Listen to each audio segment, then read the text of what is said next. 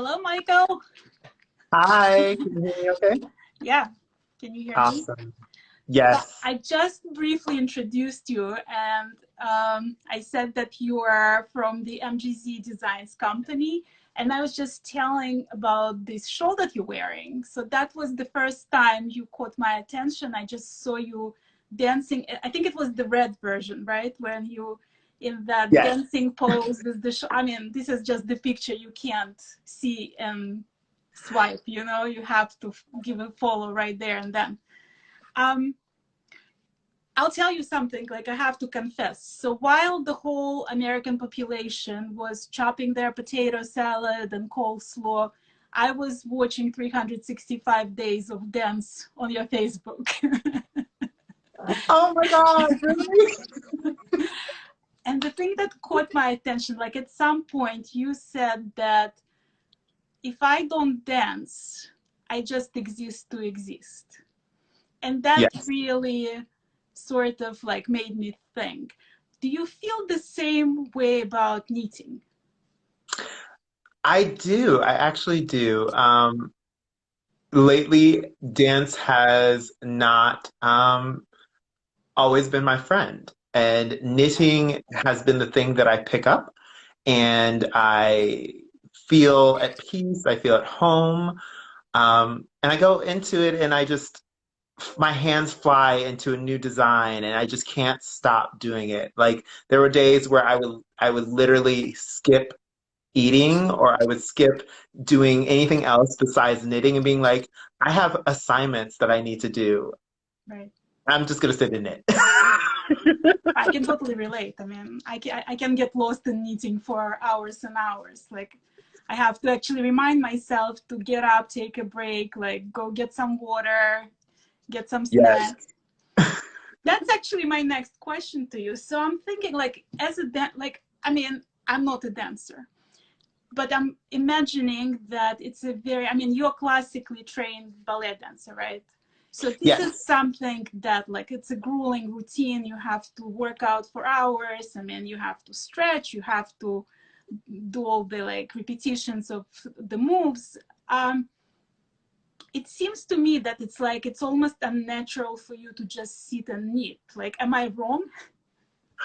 Y- You're right and you're wrong at the same time. I think because my hands are constantly moving and it feels like dancing in the way that I knit, um, it keeps my attention long enough. But I'm also the type of person who is probably stretching while knitting. Like I will sit in a split and knit till the cows come home, and then I'll be like, "Oop, my leg fell asleep. Let's move. Let's change Right. position." But yeah, they both have their own disciplines, and I think I kind of get into that flow with knitting and with dancing is when the discipline is there and my mindset is in it, I am stuck. I am really going hardcore for it. Like I have a couple friends who I spend knit nights with, and we developed this relationship through the COVID. And we could be on Zoom for 4 to 6 hours, and my hands are flying the whole entire time, and I'm perfectly happy. But also, you'll find my leg is like right here by my side of my face at some point in time because I got to stretch. Right. So, Do you find that there's like similarity in the fact that like when you dance there is certain rhythm to it? Like do you think that helps you with knitting as well, just to have the same like sense of rhythm basically? yeah, actually, that's kind of how I talk to other knitters about my patterns and the way that I craft is it's a dance in my hands. If it doesn't feel rhythmical with variations, I don't want to do it. I don't want to create it. So the rhythm in your hands, the 1, 2, 3, 1, 2, 3, 1, 2, 3, 4, 1, 1, 2, 3, 1, 2, 3, 1, 2, 3, 4, 4, 1 is how my brain comes up with patterns. You know, this one was specifically that way, is that every time I had to change a section, it was because I got tired of that rhythm and that feeling. And I was like, okay, now we got to have a new feeling. And then we've got to go into something new again because I'm getting antsy. I got to move. And at the same time, it should feel like you're just in that groove when you're knitting it. Yeah. Right. Well, actually, like when you're talking about your inspirations, right? Like, so this shawl name, "The Knowledge is Key." Like, can you talk about that name? Like, what does it mean to you? Yeah, I'm gonna grab another version of it. Because I'm the type of person that I don't just knit one sample, I knit like five or six, and then somebody else always has to grab one from me. So Right. the inspiration comes from this particular symbol here. It's the Adinkra symbol for, oh gosh, it's so long. I can't pronounce it right now. We'll Noah write Sa- it down in the yeah, comments. but it is the symbol for knowledge, and eternal learning. And over this pandemic, I feel like there's so many people who have just started to like grab anything to make their mind stay active. And that was the particular case for me. I've learned so many different skill sets from this time period, including how to design, and how to put out patterns, but also getting into graphic design. So this is a Dinker symbol from Ghana, um, that sticks with me. You know, the line, the graphic ofness of it, is all about how you portray something and how you think about it and how you grow. And so throughout the shawl, from that symbol, I said, you know, each part of it, you want to grow and learn a new skill set. So you start with the basics, you do a little bit of striping, you go into some garter. Everyone feels comfortable with garter. Right. And then you hit the land of mosaic. And it takes you from simple 3 by 5 mosaic to much more complex, intricate patterns that you would normally see in color work, stranded color work, but it's still all just mosaic. And if you can slip a stitch, you can do this pattern. Yeah, it looks like Fair Isle. It looks like stranded color. Hmm. Yeah. Um, Another question. You know, there's like this one episode of your 365 days.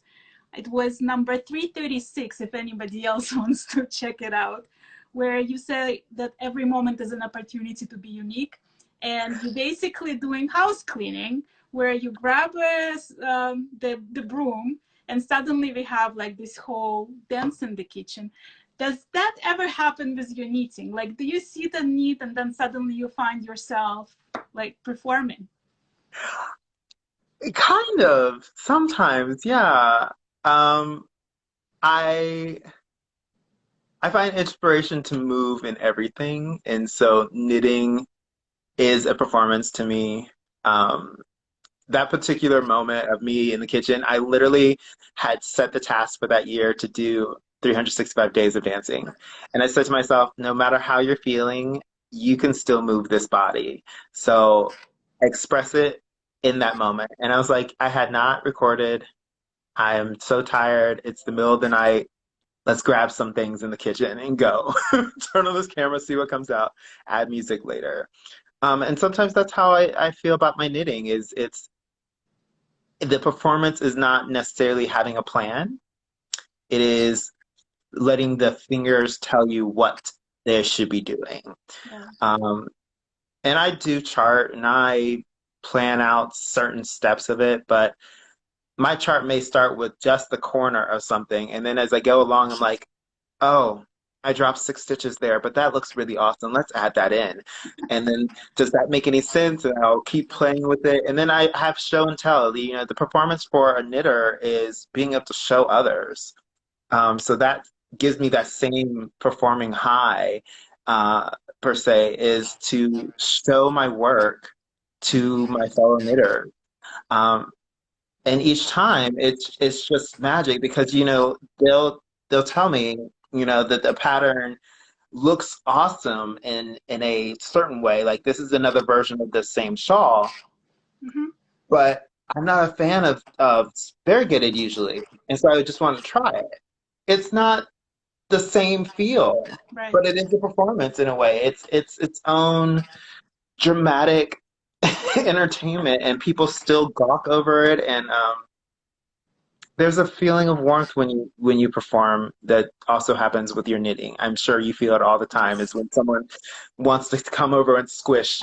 Yeah. You're like, hold on. I just washed this, but you could squish from afar. Right.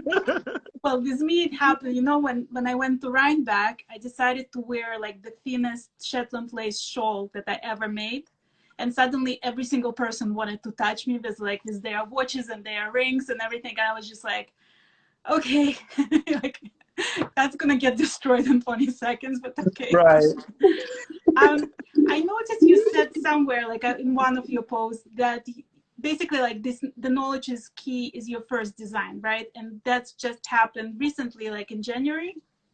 Well, the knowledge is key is my third design, but I did just start designing in January. Like I've always had the knack to take a pattern and manipulate it differently, whether that's, you know, the simple taking in an undersleeve so that it fits a little bit better, or moving a motif up because I don't have, you know, a ton of space to Right. put like large motifs sometimes. So I was always thinking, you know, once I learn a pattern, I'm kind of ready for the next challenge. And it just progressed to making my own things. Like I designed a while back, based on somebody else's pattern, but I designed a sweat coat for a good friend of mine in my dance company. He was my actual first person that I custom made a garment for. And looking back on it, there's like mistakes. There's definitely parts where you're like, you didn't know what that stitch does, I but call that's those joy. beauty marks. Yeah, the beauty marks. Especially when he comes back and he's like, so Michael, that spot is coming apart. And I'm like, darling, if you didn't wear it and like beat it up on the subway. Exactly. But I think that each time you craft something, there's this energy that says you can do it. And I wholeheartedly believe that any knitter can do anything in knitting. Never be afraid of it. So I said in January, I'm going to design. And Right. I came out with three patterns so far. I came out with the Provenance mitts, which was my second design, which is a lovely little fingerless glove set. I think that's the right motif. I did like 16 motifs on the back of the hand, so I'm hoping this is the one. Actually, oh, I'm bad. It's this one. Right. That's the correct design. And I base everything in color work, and I want people to really enjoy it. And my very first design was a simple cowl. To me, it's simple. Some people think it's complicated, but I walk people through it. You know, this seems really complex, but I want people to, from my patterns, be able to create magic. So I help the novice colorwork artist by telling them how the floats should be locked in. So you get a perfect picture Right. of the inside and the back. And you could almost wear it, and I have, inside out because of that fact.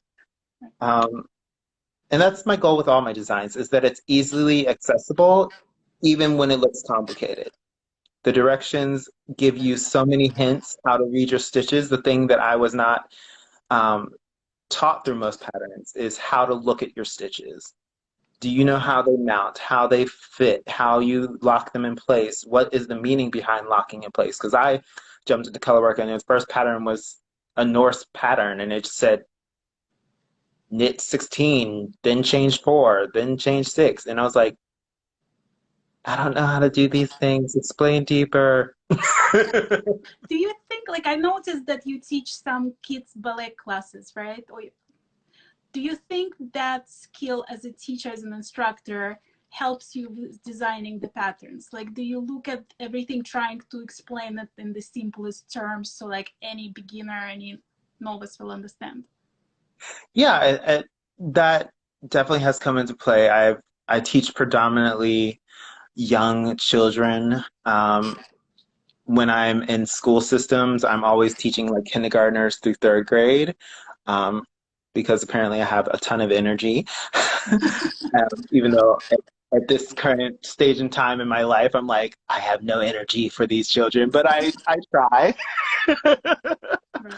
Um, And I think it definitely helps because you have to explain everything in the simplest of ways, but also with your most imaginative self. So if you're trying to get a child to jump higher, you can demonstrate it till the cows come home, but you have to put down yourself on the ground and say, jump over me like I'm a river or I'm a big puddle and I'm going to get you. And you throw your hands up when they jump over and they get away from it. And that's the same thing with knitting these designs. I specifically tell you, in the knowledge is key, Shaw, hey, when you're doing the long floats, treat it like stranded color work. Keep pushing your stitches far, far apart. Is because I have floats in here that are 11 long, and most people won't slip 11 stitches. And I'm like, no, it's simply the same thing. You just push and you just leave that yarn loose and then you get it and it's beautiful. And then at the end, blocking is your savior and grace. Right, right. Um, I noticed that you traveled a lot with your dance company, and I'm originally from Russia, so I saw you in Bolshoi, and I was like, oh my God, Um, do you feel like your travels, like meeting people from different countries, meeting different, like seeing different architecture, do you feel like it's influenced your designs? Oh, most definitely. Even before I started to travel, I was a fan and still am of Asian culture. Um, and I got the fortune to travel to Taiwan and China, and a little bit of Korea. I really want to go to Japan. But the company that I dance for, Dayton Contemporary Dance Company, has really allowed me to continue to explore the world. I've been to Chile, I've been to Russia, Kazakhstan. I'm missing a country somewhere. China. Been there twice now.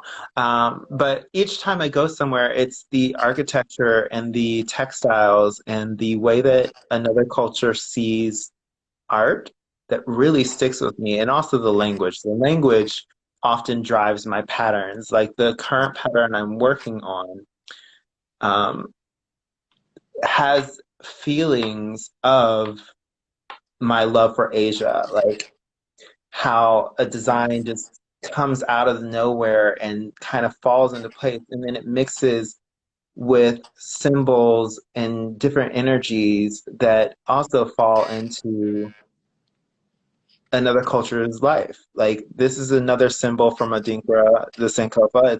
It was one of my first patterns. It's in the Sankofa cowl. Mhm. And that leads me oftentimes to pull from international ideas. I will sit before I do a pattern, usually I will sit and watch an entire Korean drama, all 50 episodes, and let that marinate on me because there's so much art to see elsewhere. Not that America doesn't have its own art, Right. but because we're in it, it's too familiar. And I want to be unfamiliar when I start a project. I want to go where somebody else hasn't been Right. or that I haven't seen. Well, let's backpedal a little bit. Okay. Let's talk about how it all started. Like, so you have this little kid, right, who is a dancer, obviously passionate dancer, obviously spending all his time in the studio. How, like, who introduced you to knitting? How you found it? How it's like got into your life and stayed in your life? Like, tell us a little bit about that. Okay, so that's the fun part. My mother was and is, because she's still alive, let me not put her where she's not yet, um, is a wonderful woman, and she is ADD undiagnosed. So she recognized in me very young that I'm an ADHD child and would always try and push me to do something crafty or something energetic. And that first landed on dance. Then she realized I also have an issue with keeping my hands still. So she would try to get me into like latch hooking or um, I even tried sewing with a sewing machine, and that was death in a handbasket. And I eventually saw that she had over in the corner a crochet basket. I didn't know what it was. I just saw yarn, and I was like, "Ooh, yarn! Let's play with it." And my mom was like, Before you play with it, let's sit down and have some lesson on how to crochet." And I tried. It did not make sense to my brain. It was knotting holes, things. I was just like, oh, I don't get this. And my mom said, well, there's a knitting book in the basket. You can try that. I can't figure it out. And I was like, ooh, challenge accepted. I will figure it out. So I sat and I looked at the book for a few hours, started playing with the yarn, and did my best. And I was able to knit. And for a lot of people, they would have said my stitches were always twisted. I mean, you go from a diagram, it doesn't really explain how to untwist your stitches. So that's my startup story before How I. old were you when how old were you at that point? Oh, yes. I was about, I want to say somewhere between 9 and 11, because those are blurry years. They all kind of mix together. Right. And then, so did you knit like continuously throughout all your childhood, or did you stop at some point and then came back to that? It always came back when it needed to. So yeah, I did take some breaks from it. But it would always come back when I felt lowest or I felt lost. Not necessarily lowest, lost. So I did it for a few years after I initially started. I maybe did it for like 5 years. And then I went to boarding school and I left it behind because I was too active. I was involved with people around me. When I was younger, I didn't really have that many friends, so knitting was my friend. And dance was my friend, but they were all at the studio. And so I then in college kind of left it, but picked it up here and there at odd moments. And it wasn't until I got into the company here in Dayton, Ohio, 14 years ago, that I started to pick it up a little bit more continuously. And I was still only just making scarves and a couple shawls and blankets and things like that. And I didn't know the fantasy of knitting about like all the different fibers and the ways that you can truly dive into it and get into the art. So I discovered, cables at some point in time, and that was seemed like the holy grail had opened up, and I found what pushes me. And then I was like, oh, kind of, I've got cables down in my bag. Um, and then I met my husband. Uh, Shoot, he's gonna hate me because I can't remember right now. What is it? Oh, Well, I saw him 2011. on Instagram in 2012, so he was already in the picture. Yeah, 2011. Thank you. Some days I think we've been married 20 years, and other days I'm like, we got married like 2 days ago.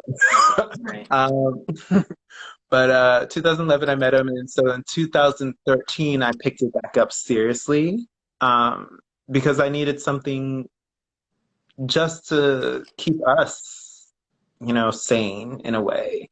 If I Does he could dive like into you knitting? Does it bother him, or is he like super supportive? he supports. He gets a little nervous when another package of yarn arrives, and I think everybody can relate to that because other people are like, "Oh, I went out and saved up and bought a new car, or I bought electronics," and I'm like, "Oh, Jim, there's like 6 packages coming in the next 5 weeks. Don't worry about it. Don't look I them just over in the pretend they store." were already there. Right. I'm like, what's new yarn? It's not new. It's been here for like decades. We went away on vacation at one point in time, and we came back, and there were like 3 packages sitting on the step, and I was like, "Don't worry about it. Those were already prepaid long time ago. Don't even think about it." Have you ever tried teaching him how to knit? He is not the most what's the word I'm looking for? You sure it's not just Capitalize? you're afraid that he's gonna steal your yarn? That's a good one. That's a good way to put it. We're two different type of crafters. I'm very like meticulous to the point where I will take apart something I worked on for 8 hours and restart. And he is like, I hit a hammer to it, it stands up, it functions, and it's good. And I'm like, can we put some paint on that? Sand down some edges?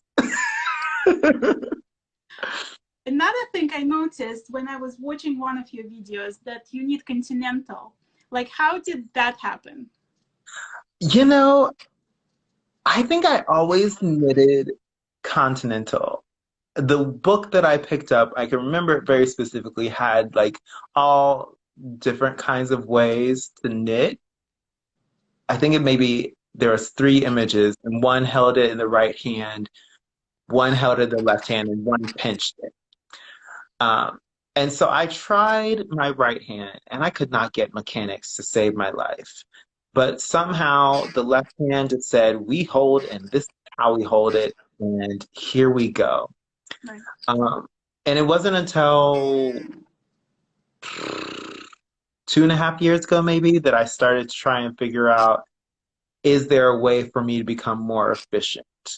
Because I always feel like the joy for me in knitting is allowing my fingers to fly. So if I have to think about it too hard, then I'm probably, the pattern may be fighting me, or I am fighting my needles. And I don't like that feeling. So I started to watch videos and I realized it's in the way that I dance. It's rhythmic. If it doesn't feel like the rhythm is constantly going, then I probably shouldn't do it. So long story short, yes, I knit Continental. Yes, I enjoy it. And yes, that's where I started. Um, Talking about like, moving your fingers. So I noticed you talked about injury this year and how like you need to let your body rest and you need to be watchful of your body. How do you deal with like preventing knitting injuries? Because that's really a big issue. It's like if we knit for like 6 hours at the time, it's like eventually this thing starts hurting and this thing starts hurting and you're like, maybe I shouldn't be doing it for all this time. Like, what's your advice or how you do it personally? Like, how do you try to prevent knitting injuries? That's a hard one to answer, from my own personal knitting style. I think because I knit Continental and because I keep the triangle in knitting tight. And what I mean by the triangle is the space between Right. the fingers and the needle. I usually keep it very, very small. And even if I'm working with two yarns, it's a tight space. That minimizes how much I actually have to move my wrist. I also don't try and hold my elbows up. I don't get tight into my knitting. It's very much down in my lap, relaxed and hanging. Um, but for people that I have taught to knit and for fellow knitters who have a little bit of movement background, I always say, if you were going to take a class in yoga, you don't go in and try to do the extreme version of something. You go in and you take your time, you pace yourself well, and do small hand circles every hour. Just allow your wrist to move in a different way. Roll your fingers, and occasionally just place a pillow behind your back if you're sitting in a chair, a hard chair, and allow that pillow to release the lower back by sitting back against it. It's going to, usually that's where I get all my pain, is from the sitting in my hips and in my lower back. So I have to get up occasionally and pull my foot up and do a hamstring stretch or a quad stretch. Um, just hanging over and placing yourself in an L form and your hands on the chair and just allowing gravity to let your head go to the chair seat, Right. that does wonders for your lower back. Um, it's like doing a forward fold in yoga and touching your toes without actually going that far. Because if you've been sitting for a long time, your lower abs aren't working. Right. So making sure to just get up and say, "Hey, body, we function beyond sitting. We are moving entities." And even if you're not mobile, because I do have friends who are in wheelchairs, they will say, just doing as much twisting as they can helps keep the spine Right. More mobile. moisturized, Yeah. moving, not moisturized. That's the wrong word. Um, how, like now that we just entered the Pride months, how do you feel like, I mean, you obviously, because you're a lifelong knitter, how do people respond to male knitters? Do you have like different experience? Like, is it positive experience for you? Is it negative experience for you? Did you, when you travel, like, and you need, like, do people look at you like, what's wrong with you? Like, how, like, what's your overall impression of that? I've had a lot of positive experiences. I don't think I've had a truly negative experience. I have had people give me strange looks from a distance. The best experience that I've had was I was sitting on an airplane, in fact, coming back from Russia, um, and the plane tilted. I lost my ball of yarn, and I was working on a lace shawl at the time. So, one small little bump, and that whole thing is a mess, and you got to take part hours of work and try and redo it. And the ball of yarn fell to the front of the plane. I'm in the back of this international flight, the very back, like next to the external, like toilets, the ones where they're like, ooh, you don't want to be near those. And the stewardess comes, like, sees something, and she's just all the way at the front. And I have talked to her like twice through this whole entire flight, but she stops by every so often just to peek at my knitting. And she comes back and she's like, "So I had to ask all the guests to like roll up the ball and like explain to them how to do it. Uh, but what you're working on is amazing. I think this is really wonderful." And it's usually a woman who comes up and says like, "Your knitting is fantabulous," and all that jazz, or talks about how they used to knit or crochet or sew. And so for the most part, and it might just be my personality, I have not had any bad experiences. I'm There have super been a glad. few. I really didn't want to hear a bad story. I No. was hoping that like people react very positive, because like Yeah. I know, like if I see anybody knitting, right, my first reaction is just pure joy. I'm like, I want to see what they're doing. I want to see what they're working on. What's that yarn like? So I was hoping that you're gonna have the same experience, you know. Yes, I definitely have.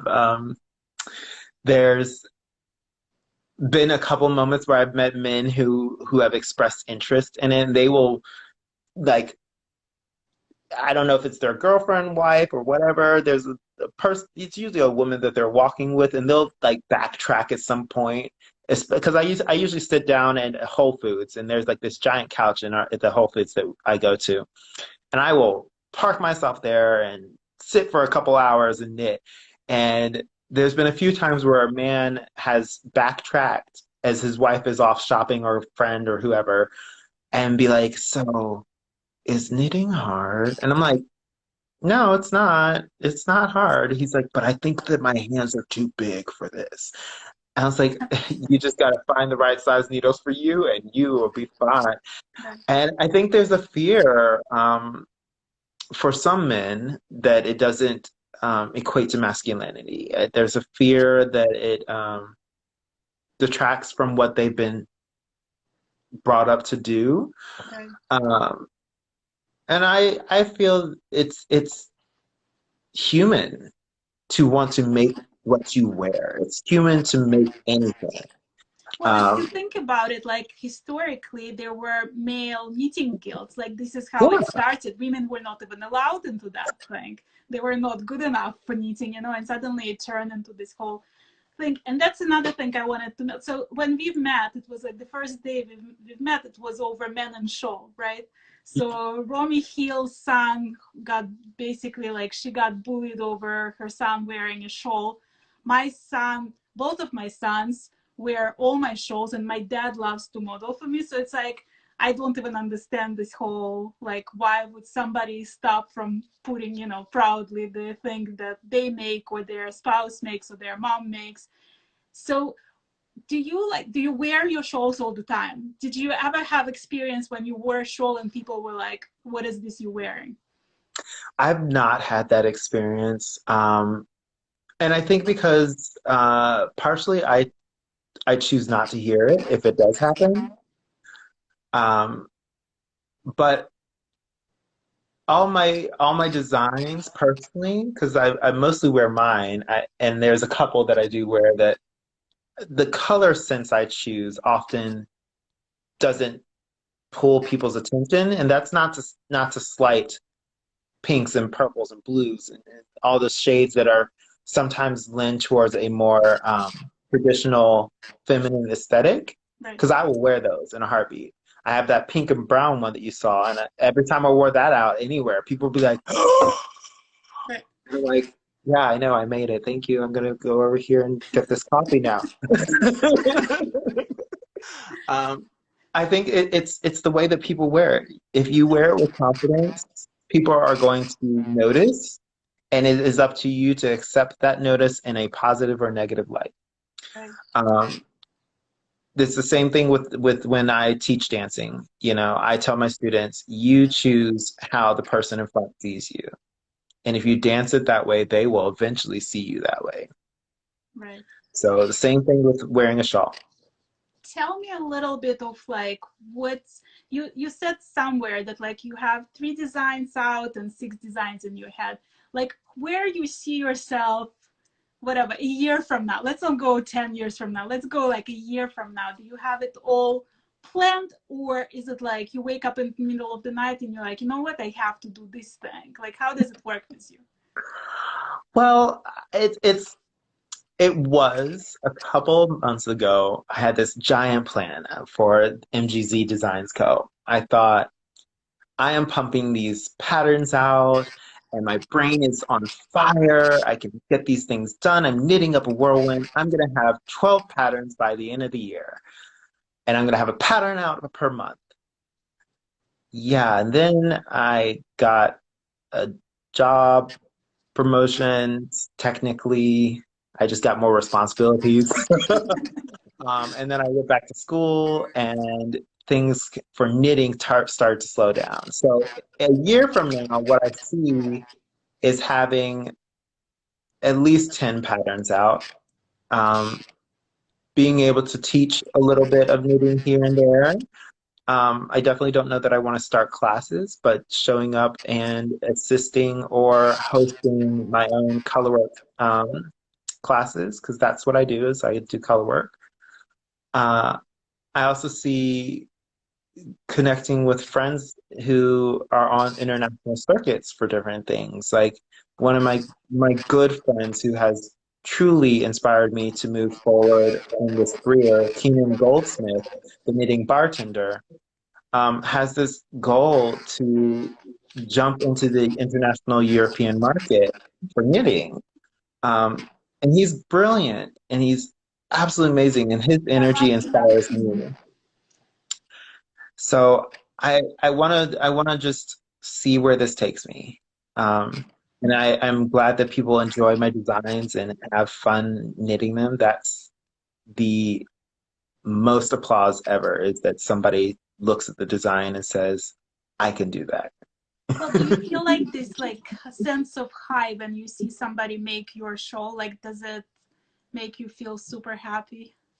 Oh my goodness. I scream at the top of my lungs and run around my house and do jetés and pirouettes whenever I see a post by somebody who's knit my patterns. Even my test knitters, I'm always their biggest fan. Like they could show me colors that I would never think to put together, and I'm always like, yes, please show me it. Show me the final product because I need to see this and I want to be praising your fingers because they did the work, you know. And I say to my test knitters, you pay me by the feedback that you give and the completed projects that you make. That's how you pay me because I crave that applause. And that's what you're giving me is the same applause as if we're staying on stage. Now, when I'm on stage, you better pay me more than that. Right. But no, it's that feeling, that joy, you know. I'll ask you one last question. I noticed like early on, right? You had a lot of knitted toys. What do you like? How did you come to knit them? What do you do with them? Like, Oh, that was me exploring, like, as I said earlier, there is no challenge that I don't think I can meet in knitting. Now there is one sweater that I still need to like figure out. I have not conquered it yet. And we will not name that sweater because it's fabulous and beautiful and people have conquered it. I just need one of those people someday to teach me. But the toys was an effort to find something that was marketable, um, and also a smaller scale.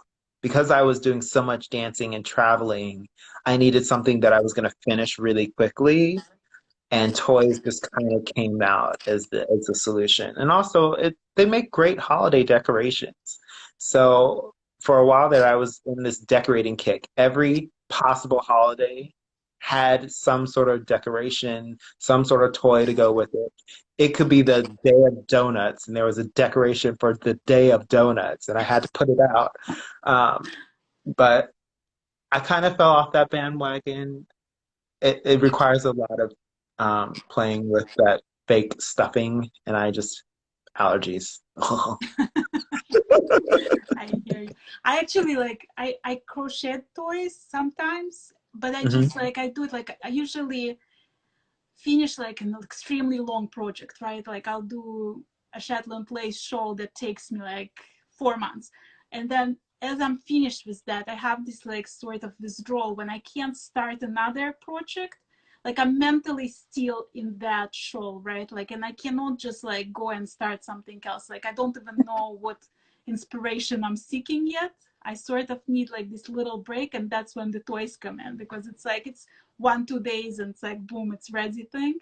Except I ran Yes. out of all my like all the children that I know, like all my friends' children and neighborhood children. So it's like it's becoming harder to find the market for it. I understand completely. I also started an Etsy store for my toys, and I was like, there's no way I can keep up with this. Like, there wasn't really that huge a demand, but Etsy made you feel like you needed to have 55 of each product on there in order to be successful and remotely. So I was like, from now on, it's people can ask for things, and if they don't already know how to knit, I will first say, can I teach you to knit? And along that process, while you are trying to make your first scarf, I will make my shawl for you. Right. And we will exchange time and a little bit of money because I still, these Cost we money. use good yarns and things like that. We gotta get the payback, but Right. I will spend the time to teach you to knit. And you creating your first garment or item is payback. Right. Well, I want to thank you for like humoring me because I know you didn't expect when I approached you. You were like, okay, well, let's do it. Like, just thank you so very much. And I really, it was a pleasure to get to know you a little better. No, thank you. So cool. I'm gonna put the link to your account under this video. Basically, I'm gonna post the video so more people can watch it later, and hopefully they're all gonna need you more shawls. And Yes, please do. I'm actually like I'm definitely needing that one just because it's like I was in love with it from the second it came out. I'm just so overwhelmed right now with what I'm doing, but it's definitely on my list of things to need. It's not going anywhere, and it whatever brings you joy, you should be doing it. Right. Well, thank you so very much. Thank you.